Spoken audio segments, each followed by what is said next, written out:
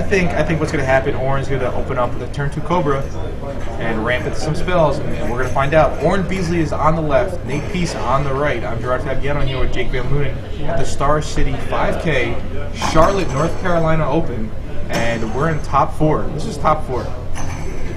You can't get the top 4 and not know a little bit what's going on.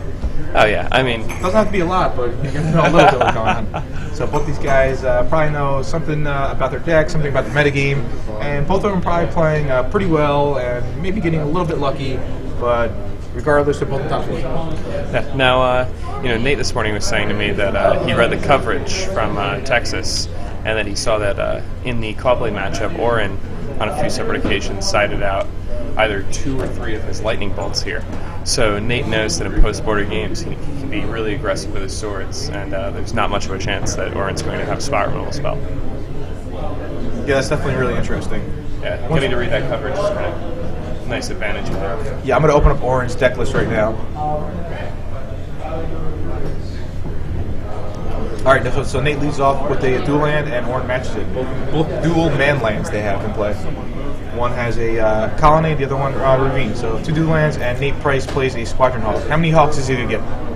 I guess he's probably going to get 2 Hawks. 2 Hawks? How many Hawks? 2 Hawks! Alright, so Nate Pease fills up his hand again to 7 cards, and is going beat down Hawk.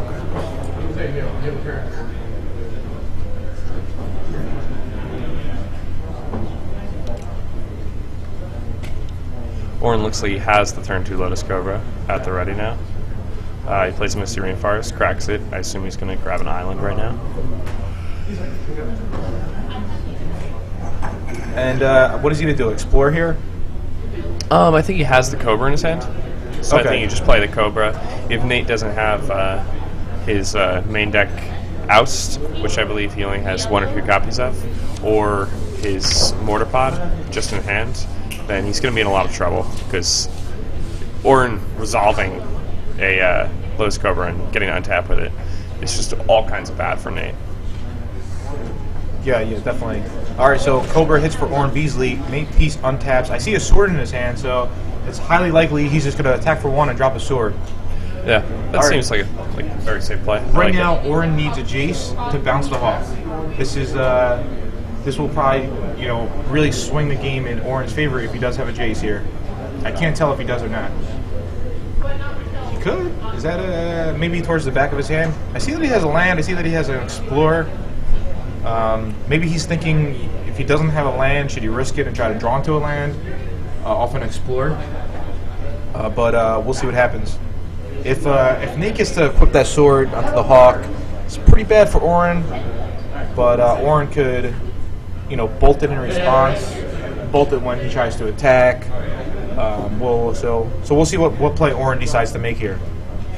Yeah, Orrin's hand looks like it has, fetch land and Halimar depths in it, but he's so he does have the Jace. This is awesome. All right, so Orrin needs to bounce that Hawk. Yeah, unless he has a bolt. Unless he has a bolt. But even then, I'd probably bounce the Hawk. Yeah, because it's too risky to... Yeah, you might just lose the Spell Pierce. Well, no, because he could just bolt it right now. Yeah. But what I was thinking is that maybe he could, if he doesn't have it, maybe wants to brainstorm into, try to brainstorm into a bolt, be greedy, and then, for example... Nah, it's just too risky. I think he's definitely going to just bounce the Hawk right here. So Orrin shuffles a bit more and presents his deck, and let's see if Orrin takes my advice. And he's actually going to brainstorm. So he might actually have the bolt in his hand. I saw an Infernal Titan. I did not see a bolt. Oh, is that a bolt? I believe that's a bolt. Yeah, it's an emulator bolt. That's why it kind of looks like. All right, so it definitely makes sense that he brainstorms, and he's going to just bolt that right now, I believe. Yeah. You never know though. Some people like to get value out of the bolt there. No, it's too risky when he has Mana Leak or Spell Pierce. So Orrin makes the correct play and passes the turn to Nate Pease. Nate's in a pretty rough spot here. He doesn't have any permanents on the table, and Orrin's got a Lotus Cobra going. So a Jace kills a Jace, but now And, Orrin gets to untap and do whatever he wants to do. I think he has double explore preordained in his hand, so he could definitely take advantage of this. All right, so let's see what he finds with preordained. Now, if he had had a fetch land there, he would have been able to play his Inferno Titan on that very turn. Yep. But I mean, doesn't look like he found one. Yeah, I mean, it's still gonna be a pretty amazing turn for him, and he's probably gonna end up the turn holding a mana leak. So he explores once after a preordain, drops a ravine, produces a mana. He's gonna explore again. Let's see if he hits a land.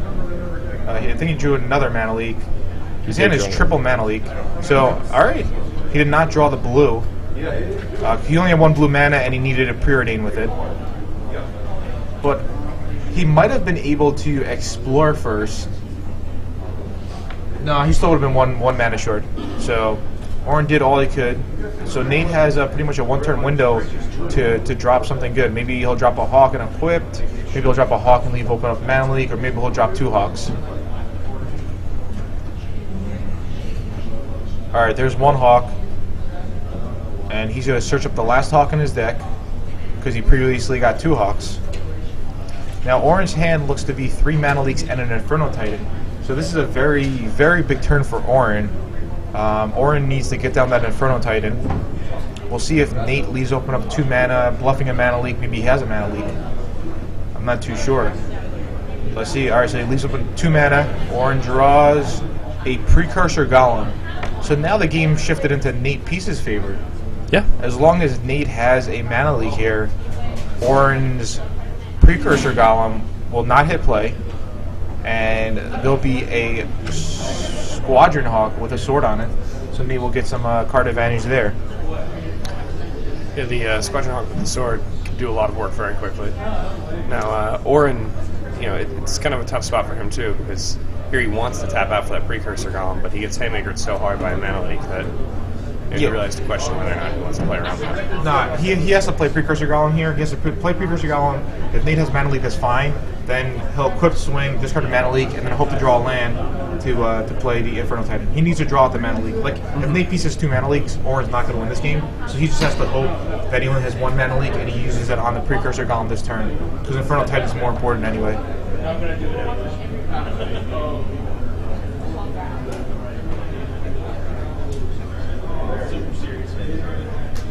Going into the tank.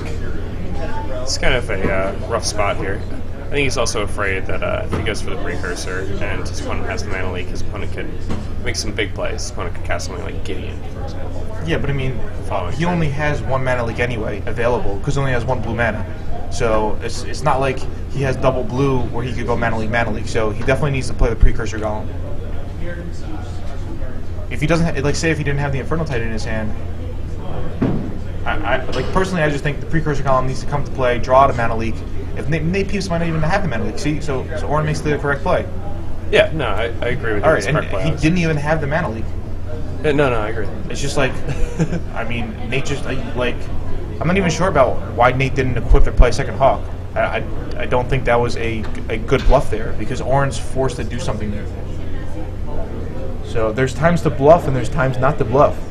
There was a song about that by Kenny Rogers. Gotta know when to bluff them. Yeah, that's exactly how that goes. That's the song. So.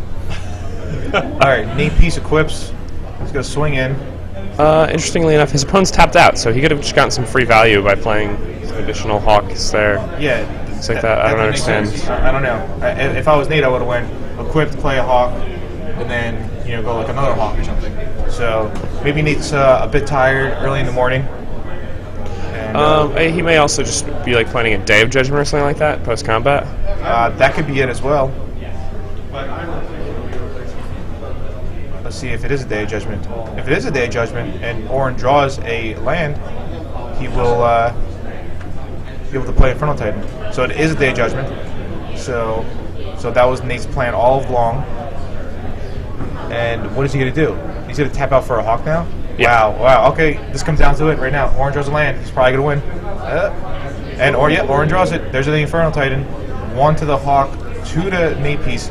I don't know if Nate needed to use that Day of Judgment right there. Yeah. Maybe he did, maybe he didn't, but maybe he has another one. Let's see if he does. I see a Stoneforge Mystic and a Glacial Fortress. I think Nate actually only plays 2 copies. 2 copies of Day of Judgment. Day of Judgment is main deck, so I think what it was that Orrin's girlfriend made him breakfast. You know, breakfast of champions. I don't know what it could be. It wasn't Wheaties, that was for sure. But Orrin's in a dominating position with an Infernal Titan and double Mana Leak in his hand, and a Ravine in play. So Nate's facing down lethal damage. Oh yeah, I mean, Inferno Titan is oftentimes a 1-turn clock. He has fire breathing, and he does 9 all by himself. So Nate drops a Stoneforge Mystic. He's probably going to search up a Mortipod. Let's see if I am correct. that makes sense. I mean, the Mortipod doesn't do much because if that Infernal Titan attacks, he gets to just deal damage wherever he wants. It's true.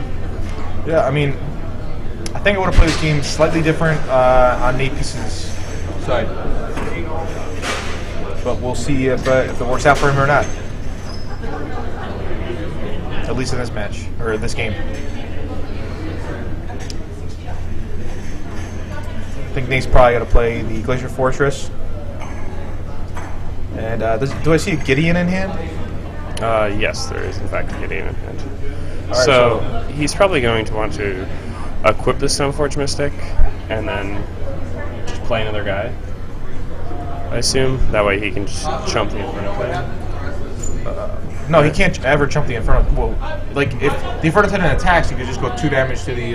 Well, that's why I'm saying he equips the Stoneforge Mystic. equip... Oh. Then he can actually chump. I think I would just get down Gideon. Alright, he goes with your play. Yeah, because then next turn you can actually use the Gideon to just pick off the Inferno Titan. Yeah, but then he's going to be at... Then the Ravine is just lethal. So he's going to go Gideon. No, it would be lethal, but then he could also play Mortipod. But he's got Mana Leak. But then again, well, it doesn't even matter. I think he's just doing it from within. Regardless, this game is really bad for Nate Pease. Oh, yeah. So yeah, he shoots Nate.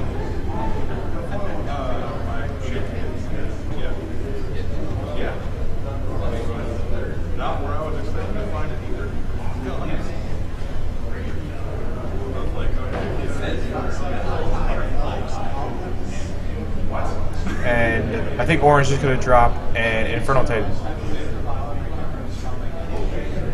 Or do you think he's going to hold up Mana Leak? He may just want to hold up Mana Leak here.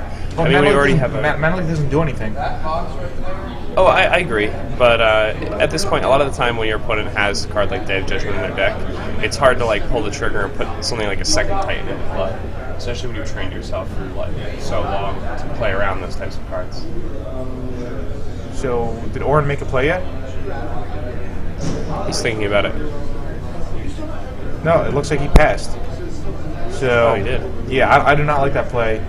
I mean, it's going to work out because Nate did not draw a land. Does Orrin now have 2 blue, or does he still have 1? Oh, okay, so he hit a second blue. Okay, that makes sense. I wasn't sure which land he drew from Inferno Titan. Yeah, this is perfect for Orrin. This is perfect. Mana Leak, and that's game. it. Yep. All right, so Orrin Beasley takes game 1. Or Nate doesn't 100% know this yet, but we do. And Nate knows it. Yeah, I mean, he's going to play the Mortipod. Yeah, he's just dead on board. Anymore. Yep. Yeah. Okay, so Orrin Beasley takes game 1, and Nate's probably thinking, where did I go wrong? I think it might have been the Day of Judgment. So congratulations to Orrin Beasley for taking game 1 in the top 4. So he's 1 game away from repeating his performance in Dallas and making it to at least the finals. And maybe he gets some justice this time and actually wins the tournament. It'd be exciting for him. That would be cool. All right, so these guys are going to go to sideboard, and Orrin Beasley is going to bring in. I'm opening up his deck right now. It looks like it looks like Orrin Beasley's gonna. Oh, giveaway. All right, we're having a giveaway. All right, I'll tell you later what he's gonna bring in. Doesn't matter right now because we have a Star City Games premium giveaway for everybody out there. You're gonna have to tweet in the answer to our questions. All right. The question is gonna be very easy, very very easy. It's going to be which player. Okay, which player? So it's out of all the players, which is the only player who is currently level 8 for Star City Games? So tweet it in. You guys should definitely know this. Yeah. And if you do not know it, you can go to StarCityGames.com, and I'm sure you can just look it up. You could. So who is the only level 8 player? The only level 8 He's a player fan favorite. I'll give you a hint. Games Open Series. So we're gonna go to Twitter, TweetDeck, and see how many people get this right. I think I'm gonna have a feeling a lot of people are gonna get this one right. Oh yeah. Yep. I'd guess at least half. All right. So we already have we have a lot of people so far. So that's good. All right. And this person's gonna win 6 months premium. So hopefully the person who wins doesn't have premium, and he's a good guy. Whoever wins is really happy about winning. Yeah. I mean, 6 months of that. Yeah, it's pretty good. I could take you from like knowing very little to being a metagame guru. Yeah, definitely. So in the meantime, when you guys are trying to figure out who is the only current level 8, we're going to look at Orrin Beasley's sideboard. He's going to bring in 3 tumble magnets. Definitely. This going to answer the equipment. It's going to answer Sun Titan. And he's also going to bring in 1 deprive. So he's bringing in 4 cards total. Nate Pease, on the other hand, I think he might bring in more than 4 cards. What do you think, Jake? Probably more than 4 cards? I'm not sure. I think Nate brings in flash freezes, but only on the play, I believe. Really? I think he only brings in like 1 on the draw. He brings in Consecrated Sphinx. He brings in an extra sword. He brings in the extra day. He cuts Condemns. He plays extra ousts. All right, so this should be pretty interesting. Yeah, last night he was wondering whether or not he should cut his 4th Squadron Hawk for 1 copy of Court Firewalker. Yeah, Squadron Hawk's not too good in this matchup. I could see possibly even taking out all the Squadron Hawks if you wanted to get a little bit crazy and go with Court Firewalker, because a Court Firewalker is just a better clock. It can't be bolted. I don't know if you guys care. And Okay. And also, it just provides more damage if there was like a Jace war where Nate has to try to take out orange Jace. He could just deal 2 instead of 1.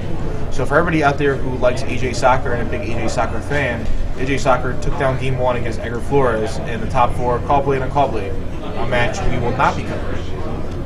Because I think Orrin's going to take this down, and the finals is probably going to be Rug versus Callblade.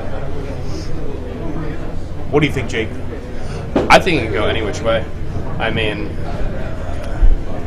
Game of Magic is a crazy game. Yes, a game of skill, a game of chance, a game of luck, a game of wit, a game of fun. Yes. So that's pretty Game good. of wit. Yeah, I like that. I think I said that. Did I say that? Okay. That's I was just repeating you. Oh, thank you. Just repeating the Yeah, good. my favorite part of that. Your favorite part. That's good. All right, so Orrin looks to be ready. Nate's pretty much ready. They're just going to finish shuffling up, and they're both going to present their deck, and Nate will be on the play. I think Nate's going to look back and think that maybe he could have won this game, and Orrin's going to look back and think that he played this game pretty well. Yeah. So Orrin's going with the pile shuffle, where Nate's going with the upwards riffle shuffle. Which shuffle technique do you prefer? I prefer a combination of the two. Generally, I don't upright riffle shuffle. I'm more of a down low riffle shuffle. Well, you don't want to go too low. Oh yeah, not underneath the table. This is great. This is great. Yeah. All right, so Orrin is rocking out a. Unless we're playing the game underneath the table, like we're sitting by the table. Oh, so if you were playing Unglued, where you have to go under the table and start a new game. Yeah. That's one of my favorite types of decks to play. Unglued decks. I've done many unglued drafts, and I can assure you that that card that has protection from Wordy is actually just broken. Awesome, that's good.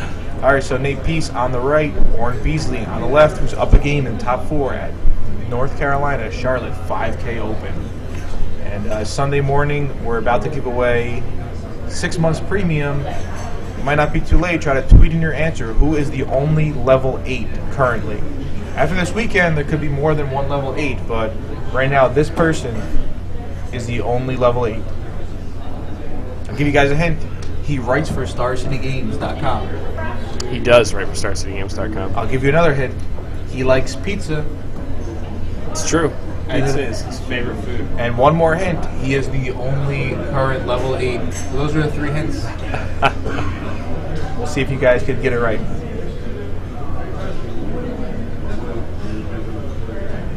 Ooh, looks like somebody got it incorrect. I'm not going to say who. And we have a couple more people who looks like got it right. So sweet. All right, Orrin Beasley. Let's see what's happening. Let's see your hand. He's still shuffling. He's wearing a Blue Ox shirt. Looks like he's a fan of Blue Ox. I'm not sure what Blue Ox is, but he likes Blue Ox. Otherwise, he would not be wearing this shirt unless his girlfriend got it for him, and he's kind of forced to wear the shirt. The other, a Paul Bunyan fan. All right, this is just in from Rashad Miller. Orrin Beasley is a Paul Bunyan fan. If you guys know the combination between Paul Bunyan and Blue Ox, well, Paul, tweet it in and let us know. Paul Bunyan had a pet. Yeah, Paul Bunyan had a okay. pet ox named Babe, who was Blue Ox. Okay. Yeah. This is good. This is good to know. He's a giant of a man. In case anybody goes on Jeopardy, you guys can thank SCG Live for giving you the answer to your $1 million question. But I think on Jeopardy, the most you could win is a couple thousand. Maybe a little more. All right, so Orrin looks at his hand. Nate looks at his hand. Let's see if anybody is going to mulligan. Let's see if they're going to keep. And they're both going to keep. Nate starts off with a Celestial Colonnade, passes the turn. Orrin Beasley draws a preordain, but doesn't want to play it because he's going with a Raging Ravine. Here comes a Stoneforge Mystic from Nate Pease, and he's probably going to search up a Sword of Feast and Famine. Oh, incorrect by Gerard Fabiano, something you don't hear very often, or maybe often. It goes with a Mortarpod. That seems to make sense. He's he's preempting the Lotus Cobra. He is something we've seen a lot of people do in this matchup. Yeah, definitely. So personally, you know, if Nate had an oust, he wouldn't really care about the Mortarpod. But I think Orrin is still going to play his Cobra. The sword is just so much more powerful, and Orrin doesn't have artifact removal. Oh, Orrin does not have any Nature's Claims or anything? No Nature's Claim. All he has, his artifact removal is Tumble Magnet. Yeah, Tumble Magnet's pretty good against the sword. So Orrin just passes, which is kind of... I thought he had a Cobra in his hand. I think he does. Maybe what he's going to do is go a Cobra, then he's going to go Ravine this turn, so he's able to preordain. That's what I think he's going to do, and I like that play, Mr. Orrin Beasley. Yeah, I mean, he doesn't otherwise have blue mana, yep. So he gets to actually use his Cobra for some value. Yeah, all right, there's blue, and there's the preordain. I wonder if Nate mana leases or spell pierces, or nope, doesn't do either. Lets it resolve. And I like that. Yeah, definitely. And I think he goes bottom, and Orrin's looking for an island, and he draws a second Cobra, and he's just going to pass the turn. Let's see what Nate puts into play. Oh, so Nate already had the sword in hand. So this game already is very bad for Orrin, and it looks very good for Nate. Yeah, especially if Nate has an untapped fourth land. Yeah, especially how early in the game you can just tell who's gonna probably peak on this game. Although sometimes things change. And there's a Mortarpod. Yeah. Killing the Cobra and making Orrin discard a card.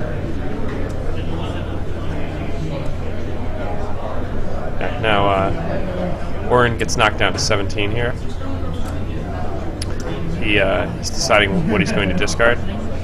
It seems like he's looking at Lotus Cobra. It's probably the first card to go. It could also be a Jace that might go. He doesn't have access to any blue mana, making Jace lose a little value. But at the same time, Jace can be used as a Vindicate for Nate's Jace. And Orrin decides to get rid of an Avenger. And he's going to drop a small Jace, it looks like. Yep. And he's going to draw a card for himself. And I think Orrin knows that this game's not going his way, but in Magic you play 3 games, so and Orrin will be on the play for game 3, so that's really good. It's very important. Yeah. Orrin does draw a Scalding Tarn here, it looks like. So he's going to drop a Cobra. Then he's going to play Tarn, getting a mana. Fetch a land, getting a mana. Tap both lands and perhaps play a Jace. Yeah. So Orrin's probably going to get to play a Jace, killing Nate's baby Jace. If he has anything better to play, that would be good. But I think Jace is probably his best play. Yeah, I think he can only really get access to 4. Yeah, I mean, he could have, I don't know what's better than the Jace, but yeah, he's only going to have access to 4 mana this turn. And he makes part of her play so far by dropping a Cobra. He goes ahead and plays the Tarn. Alright, so 2 out of 3 of our plays. And, oh, wow, he goes with a Tumble Magnet. I actually like that. I did not see a Tumble Magnet in his hand. I did not see that either. That seems significantly stronger to me. Yeah, this is definitely, you know, it gives Orrin a bit of hope right here.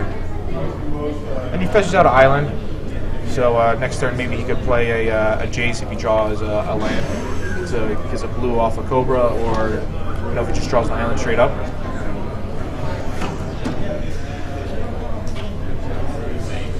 And he places Jace in the graveyard, so maybe Orrin has a bolt as well.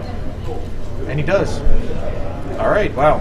So a big turn of events right there. This game, yeah, this is pretty crazy. It looks like Nate could never lose this game. Now all of a sudden, Orrin might be the favorite board-wise. Yep. I think he actually is. Just all because he drew that Scalding Tarn, pretty much. It just goes to show you how powerful Lotus Cobra is, even if you got hit a 2 mana that turn. Yeah, it shows you how powerful Type 2 is. Where like people are just like making these huge swings, like each turn. Like one guy's dominating, now the other guy's dominating. Good morning. Thanks for coming out again today on Sunday. We do have registration open for draft open. Announcements in the background, but we'll try to talk through it. At 9 o'clock. Nate Pease is tapping 4 mana. Looks like he should have dropped Jace the Mind Sculptor. To the stage and register for the draft open. I Both think registrations are $30 a piece. Cash only for events. I think he brainstorms. Yeah, he brainstorms. I like that play. Yeah. He draws into an oust. I wonder if he has a planes to go with that oust. So then he could go planes, oust your Cobra. I guess he did not have the planes. So Orrin's get to untap and he has a Preordain and his own Jace. So if he drops a land, he could activate that Ravine. So his hand is an Inferno Titan, Jace, and I think a Preordain. There's a Preordain. He's looking for a fetch land now, I believe. If it is a fetch land, he's going to go fetch land. Inferno Titan. No, he doesn't have the mana for that, does he? He's fetch land? Oh, yeah, you're a fetch land. Yes, correct. Yeah. So he's looking for a fetch land. Regular land, then he would just activate the Ravine and attack. Oh, yeah. So, just eat a Jace. Yeah. So, but the regular land would have to be an untapped land. So let's see. I think he goes. Did he go bottom? He did it quick. Sort of. Yeah. I think he did. Looks like a Halimar Depth. Yeah. So he must have went bottom. And he's going to produce a. Wow. Yeah. The Halimar Depth doesn't help at all because he can't play a Jace or he cannot play his Inferno Titan this turn. He doesn't have the double blue for Jace there. Yeah, exactly. So he must have went bottom. And Jace is down to 1 counter. So now the game looks to be looking pretty good for Nate Pease. Nate needs to use his Tectonic Edge this turn and take out that Raging Ravine, in my opinion. Maybe he should. I would actually take out the Halimar Depth so I can keep my opponent off double blue. Yeah. He already has 3 red-green duels. Yeah, that's another option. And he does have 2 Ravines, so yeah, I can see Halimar Depths being the better play there. Let's see if Nate Pease sees his play and uses his Tectonic Edge.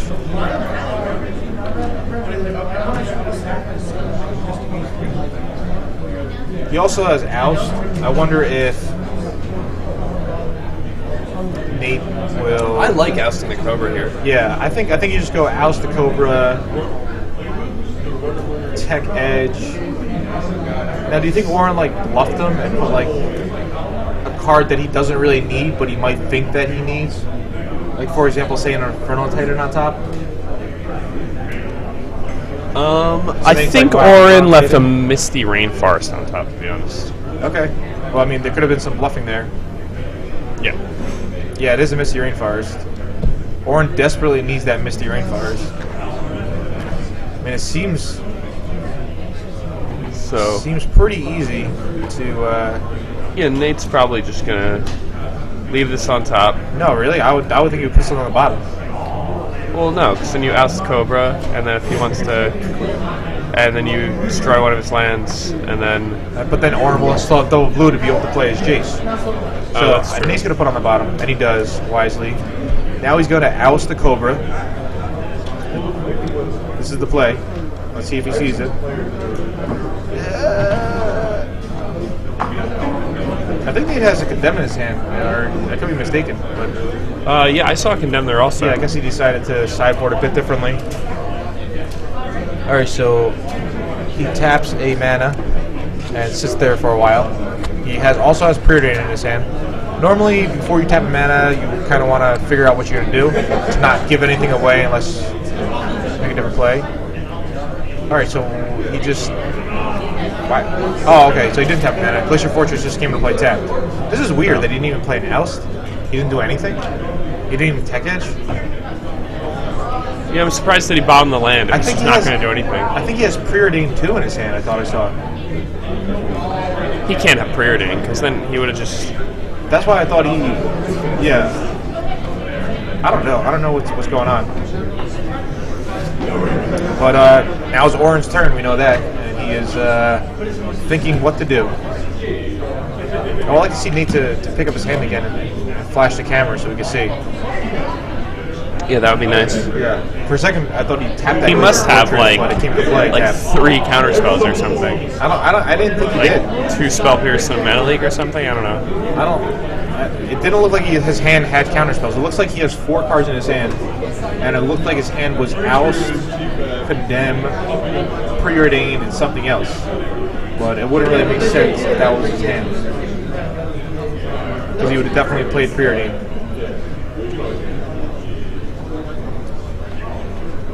And I'm not sure exactly what Orrin is thinking about because I'm not sure which card he drew.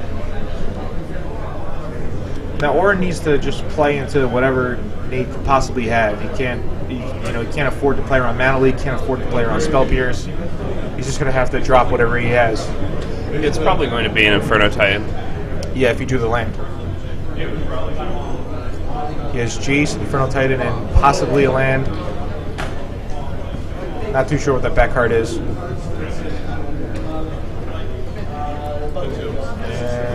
he puts the card to the front of his hand, so. And it's another Misty Rainforest, it looked like. Ooh. So it looked like Nate put the first Misty Rainforest on the bottom.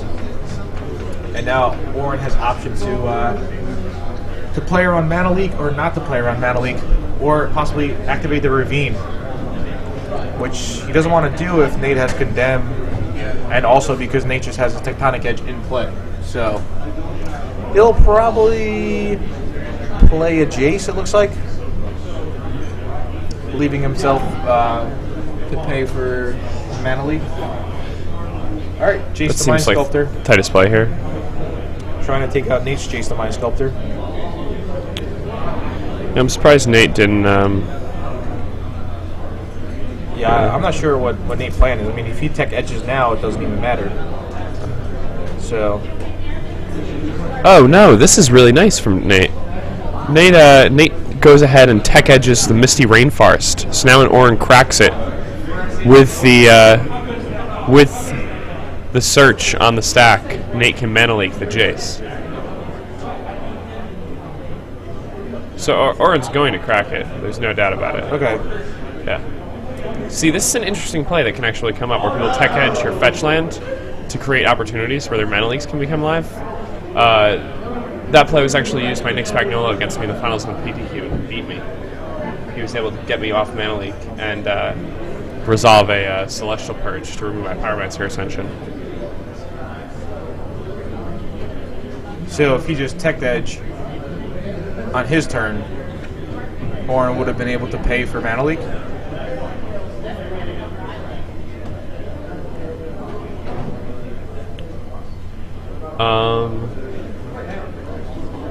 Regardless. No, he would not have been. But if he had,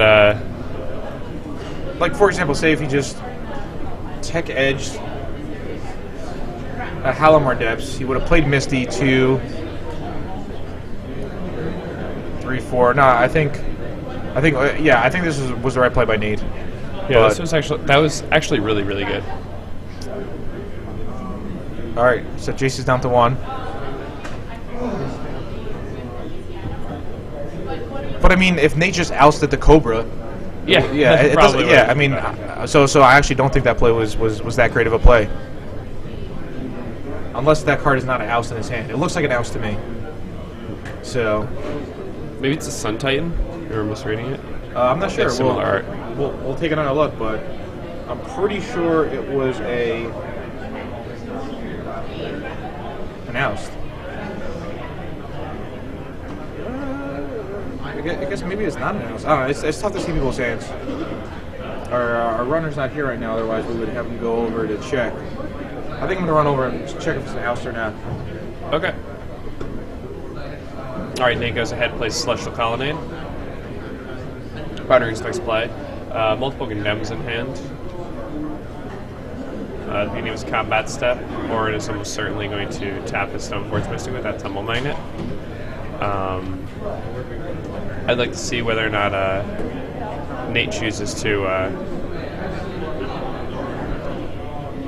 go ahead and cast a card that looks like a Preordain that he's had for so long in his hand.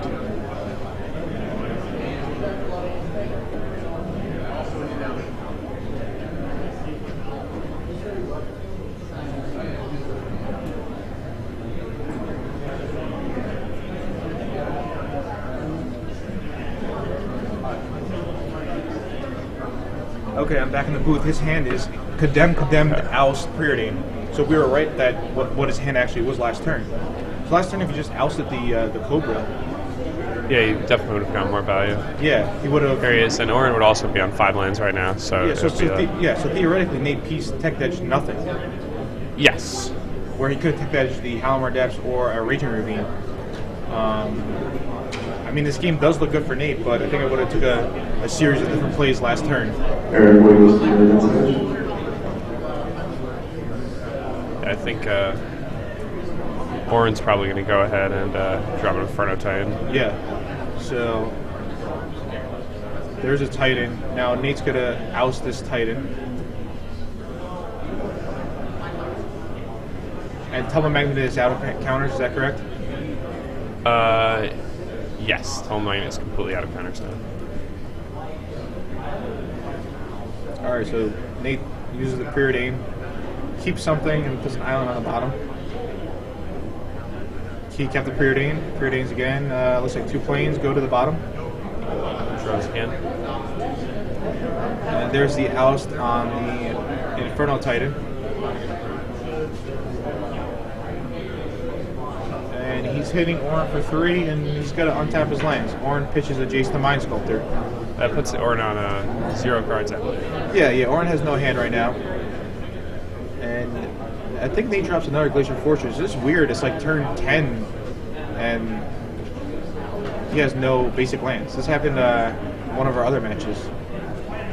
Alright, so I think Orrin drew a sack land, and he's going to attack with the Raging Ravine. And if he did draw a sack land, he's definitely going to play it, because otherwise he's going to have it discarded. Alright, so Orrin's gaining some life here. Yeah, I like that play. And yep, he played a sack land. So Nate draws a Day of Judgment. Maybe? Yeah. Yeah. Okay, Orrin's back down to 15. I'm surprised Nate didn't attack with that Celestial Colonnade. It was just free. Free 4 damage. Yeah. Yeah, I'm not sure what's going on with Nate. But Orrin plays an Inferno Titan, and Nate had the mana leak. Let's see if Nate activates Colonnade this time. All right, so this time he does activate Colony. Not sure why he didn't do it last turn. I might have just missed that. And Orrin's in trouble. Orrin is on a 1-turn clock now. Yeah, Orrin's down to 7 here. Yep, passes a turn. Let's see what he draws. If it's nothing good, he's going to have to pack it in, and he packs it in. So Nate Pease won, Orrin Beasley won. We're going to Game 3 of the top 4 at the Charlotte, North Carolina 5K, where Nate Pease is playing a blue-white Callblade deck versus Orrin Beasley, who's playing his rug deck from Grand Prix Dallas, where he took 2nd place. So just before this game, we told you guys we were giving away 6 months premium, and our question was, who is the only current level 8 player for the Star City Games Open? And a bunch of people tweeted in the answer. A lot of people got it right. So we'll see who takes it down. And remember, during the finals, we're giving away 1 year premium. So if you guys didn't win this, don't worry, because 1 year premium is longer than 6 months premium. Yeah, if you're only 9 years old and you win a year of premium, you're going to have premium. This is the last call for registration for the 9 a.m. draft open. If you want to get into the 9 a.m. draft open, this is the last call for registration. All right, so right now, if I was Nate, I mean, I don't really like the Condemns in this matchup. Neither do I. I think they're weak. But, I mean, now that Orrin knows that he has Condemn, he's never going to attack with a Cobra, ever. Yeah, I don't think he will. Into white mana, I don't know. Maybe Nate Unless Pease, he wants to bait one. Yeah, maybe Nate Pease will board out a Condemn or 2. So, we'll see what happens. And once again, Orrin going with the pile shuffle. He is a man who likes to pile shuffle. I actually talked to him before. I say, you know, Orrin, I always see that you do pile shuffle. And he says, yes, I practice at work. He is a chemist. So while everyone else is, you know, doing chemistry and making formulas, he's pile shuffling. He's just hanging out. So there you go, kids. You don't need making to do 7 piles. to do work at your job. Yeah, Yeah, just pile shuffle at work. Pile and the boss shuffle. will not say anything. It's true. All right, so I've known people who have had the same job for years and didn't even know what they were supposed to be doing there. yeah, me too. Yeah. So Orrin Beasley is going to be on the play. I think Orrin's a really big favorite right here because Nate doesn't have many answers to a turn 2 Cobra when Nate is on the draw, and you know Orrin gets to play his Jace first. We'll see what happens. I think so far, to be honest, I got to give full credit to Orrin Beasley. He made pretty much every single play that we wanted to make, you know, knowing his hand and stuff. So Orrin seems to know exactly what his rug deck is supposed to be doing, and what he wants to be doing with his rug deck in certain matchups. Yeah, I would really like to see a rug deck in the finals. Again, Orrin here, was a recent Grand Prix competitor down in Texas, and he came in the finals at Grand Prix, losing to Shields in the finals. Nate just won regionals in New England, Boston area.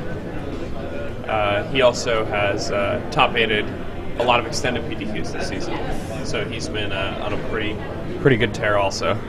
On his birthday earlier this year, he lost an extended PTQ finals. Interesting, very interesting. So if Orrin wins this, we're going to get him in the booth, and we're going to have him talk about his rug deck and what changes he did make from his Grand Prix deck list. He was in the booth last night, in case you guys missed it. Hopefully he could talk about rug and give some light to Type 2, where it's not only Callblade. Rug has been number 2 for a while. If Rug takes this down, you know, it might show that it's one of the better decks. It had to beat Black-Red Vampires in the top 8. Now it's up against Callblade, and in the finals, if Orrin does make it there, he will have to play against Callblade once again. Yeah, I mean, We're also Rug has basically proven itself to be like a deck that's on power level to compete with these other decks. Yeah, definitely. We're also going to have a lot of people today in the booth. For most of the day, it's only going to be either me or Jake, because we're going to have every person who's playing an interesting deck in Legacy come in and talk about their interesting deck. We're going to have somebody talk about Team Italia, get somebody else's view. We're going to have people talk about their version of Merfolk, any combo deck we see. We heard that Ryan Rowland has a pretty good brew that he's brewing up. We're going to see what Christian Calcano's playing. Just whoever has a unique deck. I'm excited to see what Jerry's playing. I'm sure a lot of people are. I'm excited about Battle of Wits. Battle of Wits, I was saving the best for last. We're going to have a Battle of the Wits deck test. It might take a bit. It might take a while, but we're going to have, I believe Ken Adams is sticking to his guns and playing Battle of the Wits. So we're going to see his $9,000 deck. And, So, I mean, it was just how long does it take to shuffle a deck like that? You know what? I think it doesn't take too long. You can have a judge help you shuffle. Players, please clear all a round draft tables. You might just want to play Battle of the Wits, so your favorite Judges judge need to place product on those. Once again, please clear all the round draft tables. Thank you very much. So, all right. So, Orrin Beasley looks at his hand. Develop like a lasting relationship with somebody. Yeah, make a new friend. All right. So, Orrin, his hand looks like to have a lot of spells. Does he have lands? I see a Mana Leak. I think I see a Jace. I think it's a Halberdex. Yeah, I don't think I see. Scalding Tarn. I don't think I see a Cobra, but maybe a Preordain. Orrin, whatever you do, don't mulligan, man. Those good cards on top of your deck, whatever you need, or if you shuffle them away, is fine. Is it a one land? Is it only a Halberdex? That'd be crazy if it was. No, you can't just keep that. I mean, if it was, like personally, I would keep it. But Really? Yeah. I would not. It's funny because I know if I just go over and I just look at his hand, and Orrin sees me look at his hand, yeah, he's not going to mulligan. So it's like, because it usually happens. They're like, well, you know, Gerard took a look at my hand, I wasn't sure, and I was like, Gerard, you know, this happened when Jay Ford won the Grand Prix. Jay Ford knew I was watching, and he kept a one-lander. I mean, to be fair, I think he would have kept it anyway. I think it was like a one-land Preordain or something or another on the play, maybe, or I'm not too sure. It might have been on draw, but or even if I walk actually over. Fine though. Double Preordain, like you see so many cards. Yeah, of course, but I'm not sure of the exact hand there. But even if I do walk over, maybe Orrin will mulligan. So, Orrin, you got to keep, man. Just keep. All right, Orrin keeps. I like it. I like it. I like it a lot. And Nate draws his 7. Let's see what Nate does with his 7. This is perfect. This is perfect. Don't mulligan, and we got a good game. It looks like a keeper, right? Yeah, he's got some I see lands. a few lands. I see a Preordain Jace. and a Jace. Yeah. And I see cool white cards. Yeah. What more do you want? That's everything I want. All right, Nate's. Maybe he's just the showboating for the camera. Maybe he's actually thinking about mulliganing. Who knows? But Nate, please make a decision quickly. Everyone's watching at home, and they want you to make a decision. As much as we love the StarCityGames.com Open Series logo, we like people playing a little bit more. Yeah, I mean, I feel like the StarCityGames.com Open Series logo is best accentuated by Magic cards on the battlefield. Yep. So there's actually a time limit. Nate only has 10 seconds to make a decision. Otherwise, he's forced to just concede the match. This is a rule I implement. So we'll give him the countdown. 10, 9, 8, 7, 6, 5, 4, 3, 2, 1. Congratulations to Orrin Beasley for making the finals. All right, so he shows off his hand and mulligans. All right, I'm surprised he mulligans that hand. Why did he? What is he doing? I think he just really likes Rug, and he wants to support the Rug deck. And I personally would not have mulliganed. Did you see that hand? Yeah, I thought it was pretty good, but Nate Pease makes his own decisions, and he is shuffling up and going down to 6. I think he's going for the side riffle shuffle. It looks to be. I guess that hand didn't apply any pressure.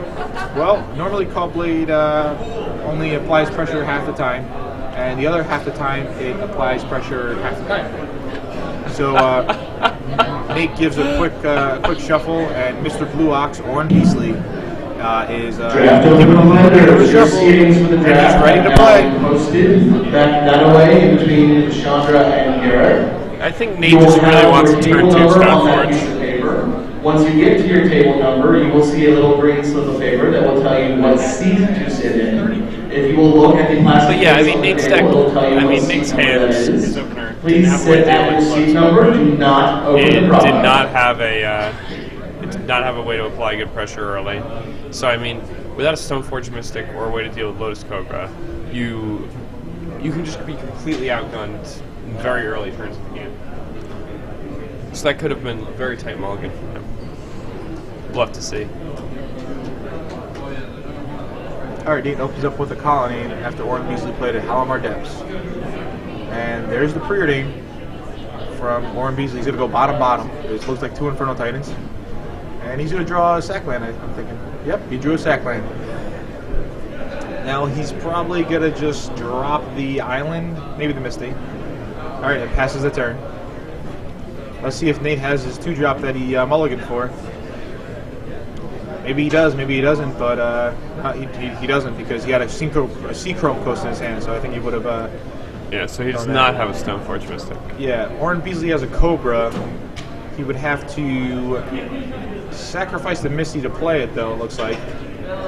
And he decided just to pass the turn with a Mana Leak open. Orrin Beasley does have a Mana Leak in hand. Alright, so there's a preordain from Nate Pease. And I think Orrin's going to let that resolve. Orrin's hand looks to be like Lightning Bolt, at least 1 Mana Leak, possibly a Jace. Oh wow, it looks like 2 Mana Leaks and a Precursor Golem. Alright, so Orrin Beasley decides to Mana Leak a preordain. And let's see if he draws land, and he draws a Raging Ravine. Very, very good for Orrin Beasley. It's about one of the better cards you can draw. Yeah, Raging Ravine's a good card. I think Scalding Tarn perhaps was better. That's about it, though. And I think he's going to play Ravine and pass. Yep, alright. Let's see what Nate has to do with... Now, I think if Nate kept his original hand, nothing... Orrin didn't really have anything. Yeah. So, let's see if it pays off for Nate. Nate Tectonic edges the Raging Ravine. I like that play. Yep. Pass back to Orrin. We have 30 players today for our first draft open. And Orrin might draws... just have to pass back. Yeah, I think he's just got an expensive hand. Yeah. All right. Nate draws. I think Nate's probably looking for land. Nate draws. I'm not sure what he drew, but he plays a Plains. It looks like. And Orrin draws a Deprive. So they're gonna play Draw Go for a while. Yeah, now it's interesting. The Callgo deck, despite its name rhyming with Drago, it does not want to be playing Drago in this matchup. You're the aggro. You really don't mind if some of your cards get countered. You have a threat density that kind of builds upon itself. So right now you may just want to run some stuff into those mountains. Because I mean,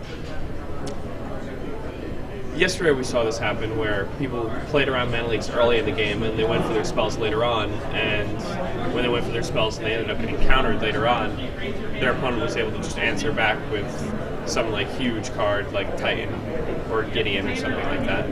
So what we want to do is we want to try to apply the pressure early and then play the control mirror with somebody in the later game.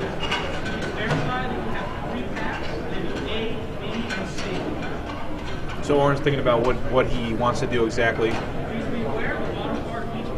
Orrin is with Rug, and Nate Pease is playing Blue-White Cowboy. Just for everybody at home who did not know that. If you did not know that, that means you're not paying attention. You're probably not even watching if you didn't know that. Yeah, you're probably... All right, so... Looks like Orrin is going at discard step, and he discards an Infernal Titan. Possibly setting up a Living Death. I don't think so, but... I doubt it, maybe but... Ultimate on the Lumbala. Alright, so Nate draws a Tectonic Edge and plays it, and Orrin Beasley draws a Ravine. I mean, he doesn't really have a choice. He kind of just has to play it out into the deck edge. Yeah, sure. He'll play the Ravine. I don't think Orrin should do anything yet. Nate actually has Concentrated Finks in his hand. So... I wonder if Nate's going to Tech Edge. He does not. And he draws a... I'm not sure what he drew. Is that a Preordain? Yep, draws a Preordain.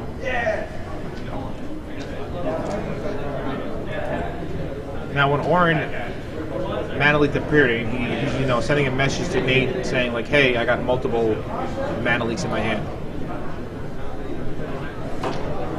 Alright, and I think Nate's just going to pass the turn. And he does.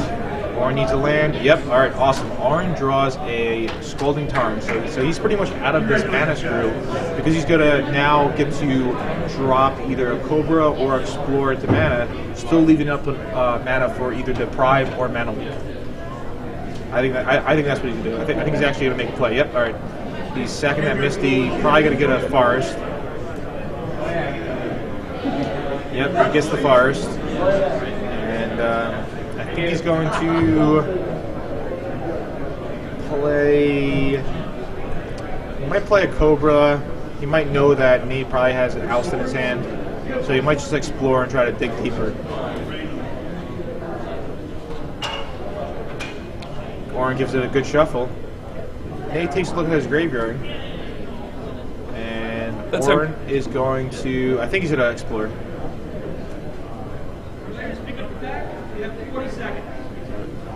And that's an important thing that people do when they're playing games, looking through their graveyard. You can, you know, figure out the math, the probability that you would draw specific cards, in specific situations, and help yourself out. All right, Orrin casts Explore. He draws an island. Yeah, this is really now good. Now he gets to play the Scalding Tarn and the island. So that's going to completely get him out of this mana screw here. Yep, definitely.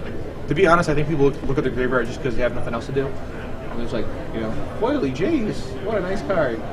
And really, I'm always trying to keep count and stuff. Yeah, I never do, pretty much. Very rarely, I guess. Maybe sometimes. All right, so Nate draws a Glacial Fortress, and he's up to 6 lands. And he is going to probably just pass the turn. He must know that Orrin has multiple counters in his hand. So let's see what Nate decides to do. This is exciting. This is Gerard Fabiano here with Jake Van Lunen at the Star City, Charlotte, North Carolina 5K Open. It's the semifinals. Orrin Beasley versus Nate Pease. At least it's a good game 3, so Nate's going to make a move. He's going for a Jace the Mind Sculptor, is it? I don't know. It looks like he tapped everything for a second. All right, he goes for Jace the Mind Sculptor, and here comes the Mana Leak. Yep, there's the Mana Leak. All right, and Spell Pierce. Okay. Orrin has a Lightning Bolt, so if Nate Pease goes for like a Brainstorm, that Jace is just going to die immediately. Instead, he goes for a Fate Seal. But this opens up Orrin Beasley. Orrin Beasley is going to do something this turn. Although I think Nate has a Sun Titan, so it may just get trumped. Yeah, it's going to be interesting. This is probably going to be the turning point of the game. You know, this turn is going to determine a lot. Ooh, wow, Orrin just drew another Misty Rainforest.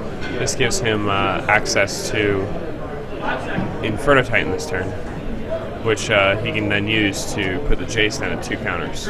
Yeah, well, I mean, if that was his plan, I'm surprised he didn't bolt the Jace. Oh, never mind. He actually cannot do that. He only has 1 red mana. Oh, he only has 1 red mana. Okay.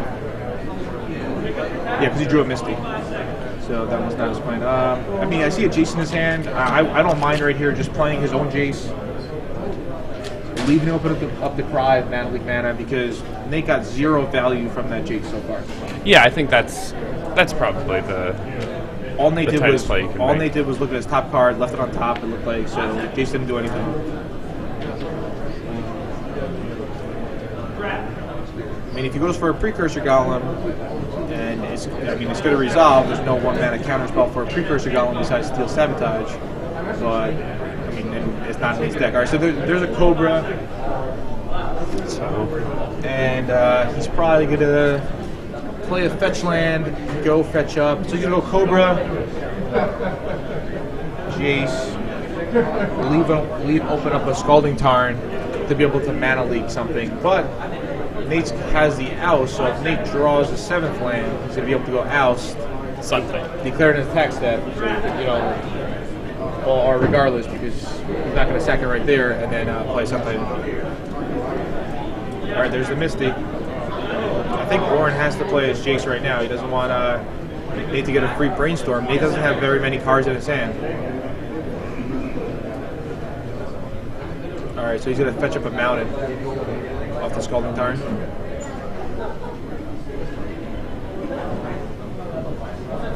And now he's going to tap his 2 islands in this now and just cast his Jace. Oh, okay, so he's going to have 2 mana open up anyway. Yeah, just the Misty itself is good enough. Yeah, but I was thinking it with the outs, but he'll have 2 mana.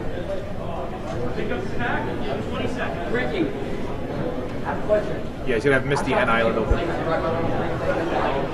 He has 2 mana in his pool right now.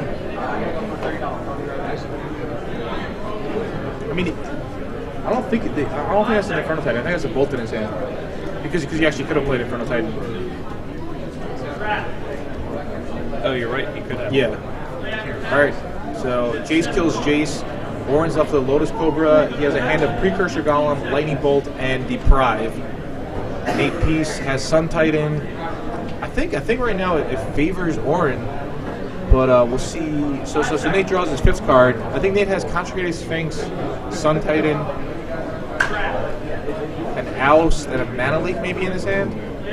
It's really tough to tell. I mean, it's just such a close game at this point. Yeah, it is really close. They're both at high life total. There's a Tectonic Edge. 2, 4, 6, 7. Nate has 7 mana. And an Oust in the Cobra. That's fine. Orrin doesn't even want that Cobra. He's going to, like, sack a fetch land before he even draws that Cobra. Yeah. Well, oh, I guess you're right. He does not have the Inferno Titan we confirmed. Yeah, his hand is Precursor Golem, Lightning Bolt, and Deprive. And, he can get some value in Deprive and return his Halimar Depths and replay that Halimar Depths. So that's Orrin Beasley's #1 combo in his deck. And Nate is tapping 2, and he's going to kill the Halimar Depths, destroying Orrin Beasley's combo. Let's see what Orrin draws. Orrin draws a Preordain. It's pretty good.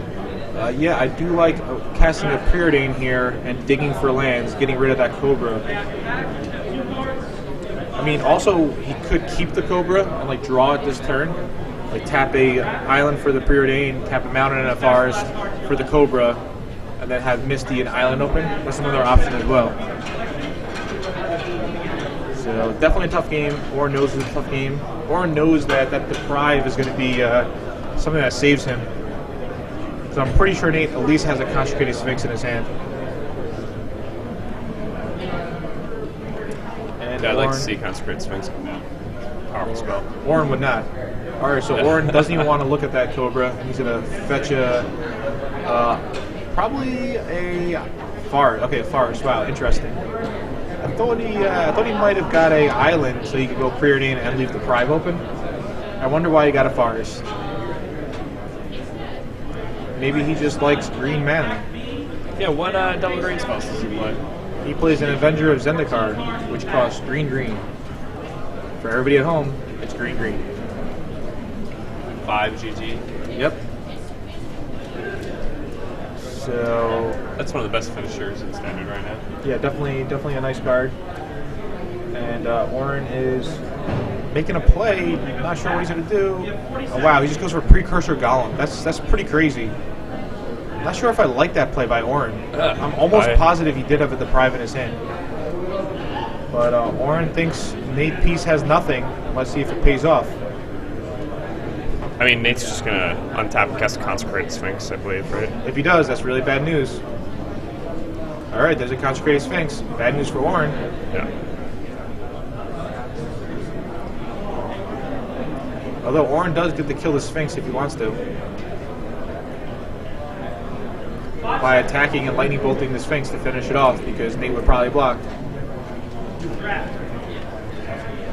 I think if Orrin just played a longer game, he would have taken this down. But now Nate seems to be in a dominating position with that Sphinx in play. Ooh, Nate went ahead and took the damage there. Yeah. I like that play. Yeah, I mean, it makes sense. Like that Sphinx is going to draw too many cards, most likely. Orrin doesn't even Preordain or explore or doesn't do anything there. Alright, Sphinx swings in for 4 damage. I'm surprised that Nate attacked with that Sphinx. Like, is he not at all concerned with his life total? I mean, if he's drawn, a million cards a turn, why would you even attack? Why would you not make the game go really long? Yeah, I don't understand. There's a good Magic players targeting the Sarah previous column, and which targets the other two columns as well. Now, Orrin does have a deprive in his hand. You are currently sitting a Sarah Avenger number cable. It's pretty worrisome when you have to deprive a condemn. Yeah, I mean, Nate could just have another condemn in his hand or whatnot.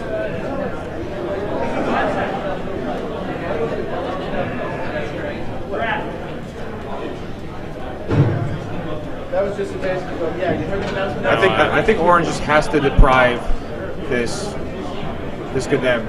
If this condemn resolves, I don't see what he could be doing. Yeah, the game just has to be over if it never ever resolves. All right, so Orrin lets the condemn resolve. Wants to gain some life. He goes up to 25, I believe. I mean, if Nate had nothing, Orrin could have actually won that turn with a little bit of luck, but he would have needed to draw into a second bolt. All right, there's a preordain. Now, draws a card. Yep. Interesting card. So it looks like Nate Pease will be heading on to the finals, and it'll probably be a Call Blade on Call Blade Mirror. Wow, Orrin did get to the other lightning bolt that he needed.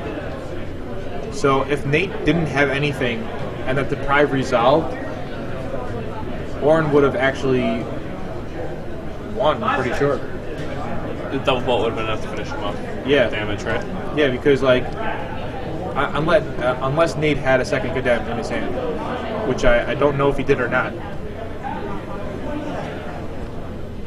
We could definitely ask Nate afterwards if he did or didn't. All right, so Sphinx comes in. I'm just going to take a peek at Nate's hand. I'll be right back. Okay, sounds good. All right, so Nate's in a dominating lead now with the Consecrated Sphinx. He's already drawn 6 cards from it, or I guess 8 at this point.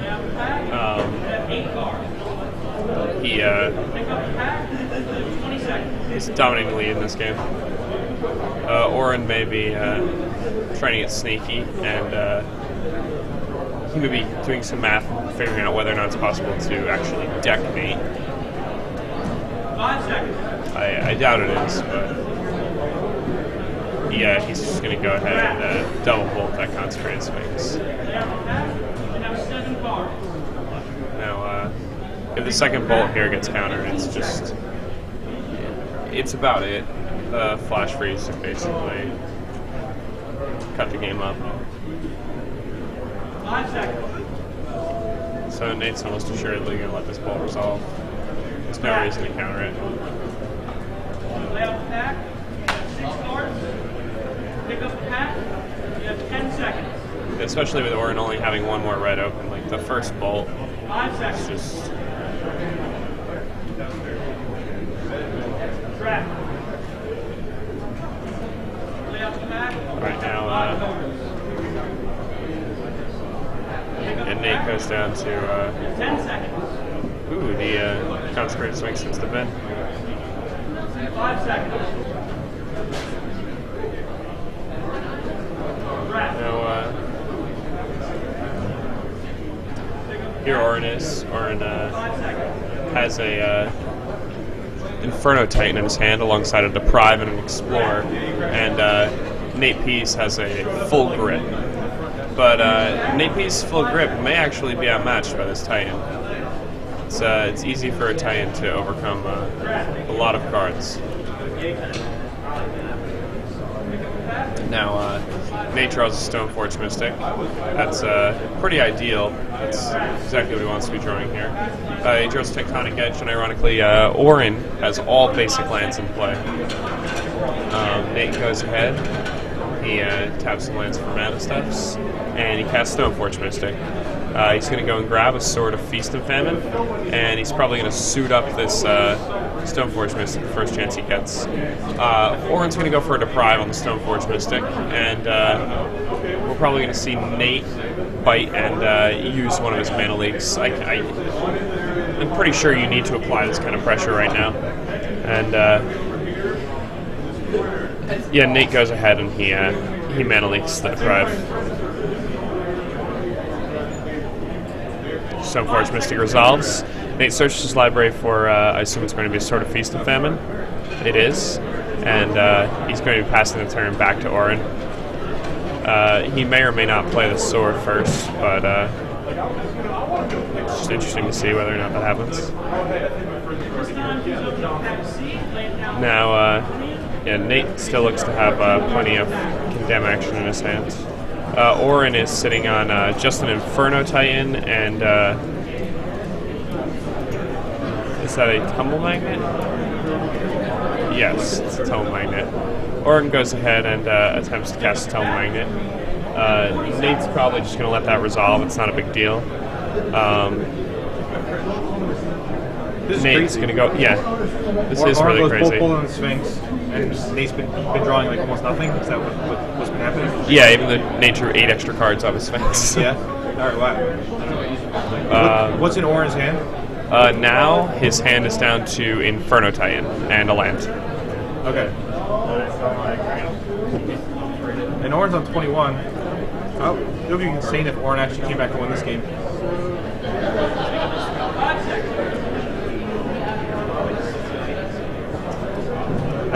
Nate ended up having 2 more condemns in his hand. I'm not sure if they were drawn from those 8 cards. Yeah. You know, like, we can't really tell if they're drawing like 6 or 8 cards, you know? So. Yeah. Alright, so Orrin's looking at an Inferno Titan, and it looks like he drew a Mana Leak off the top. Okay. So he's going to bite and go for the Inferno Titan. Nate has a Mana Leak. If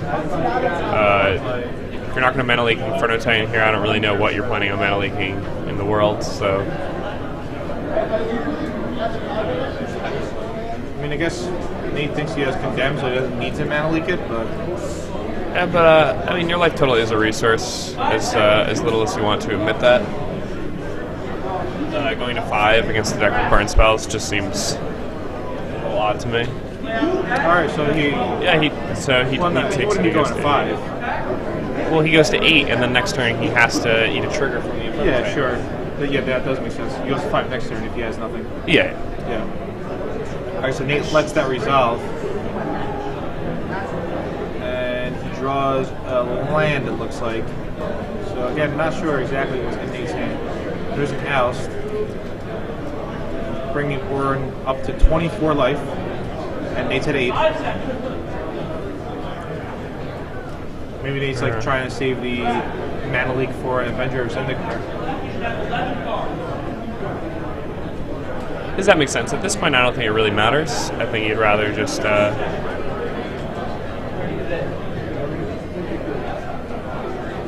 Alright, so Orrin decides to take 3 damage and lose a Mana Leak, which seems fine.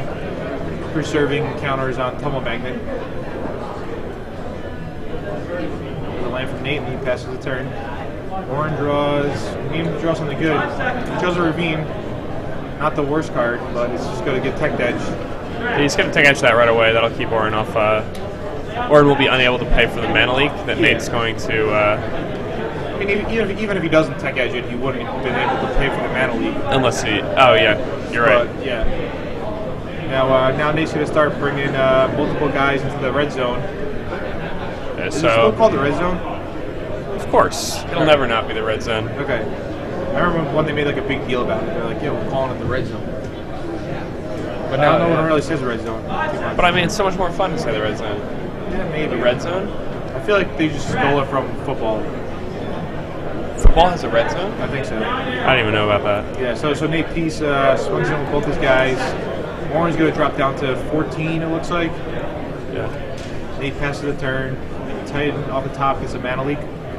Yep. But I mean, let's see what Nate draws.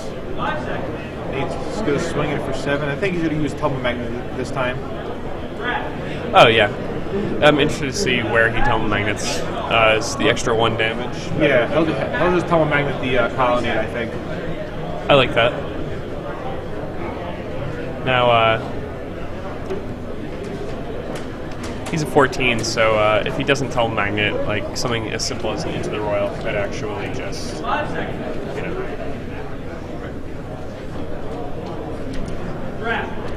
put him out of the game. Ooh, okay. So Orrin uses the counter. He's deciding which he's going to tap. Again, Nate's tapped out, so all right. Orrin goes down to 9, or goes down to 7 here, and Nate passes the turn back. Orrin needs to draw a card here, or he loses, and Nate Pease advances to the finals.